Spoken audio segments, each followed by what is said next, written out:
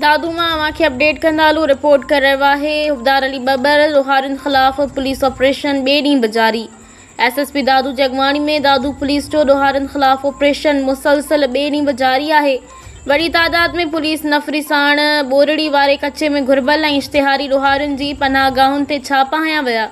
मेहड़ ऐं केनशाह sub division जे DSPs ऐं SHO समेत 10 थाणनि जी पुलिस बोरड़ी ऐं मिसरी चांडियो वारे इलाइक़े जो घेराव कयो।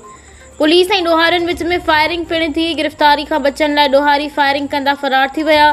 सर्च ऑपरेशन दौरान गैरकानूनी ॾोहारियुनि ऐं चोरी तोड़े फुर थियल शयुनि जे हथियारनि जी बरामदगी लाइ ॾोहारियुनि जे हक़नि ते तलाशी वरिती वई।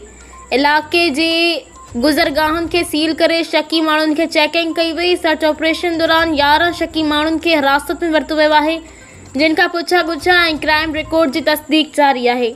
इन सिलसिले में SSP दादू कैप्टन रिटायर्ड अमीर सऊद मक्सी जो चवणु हुयो त क़तल समेत ॿियनि संगीन ॾोहनि में मुलविस इश्तिहारी ऐं आदि ॾोहारियुनि जी गिरफ़्तारी समेत गैर कानूनी हथियारनि जी बरामदगी लाइ वॾे पैमाने ते ऑपरेशन जो आगाज़ कयो वियो आहे। हिन वधीक चयो त अमन अमान में ख़लल विझंदड़ ऐं कानून जी रट खे चैलेंज कंदड़ कंहिं बि अंसर खे बख़्शियो न वेंदो। अमन दुश्मन अंसरनि ख़िलाफ़ ऑपरेशन जारी रहंदो।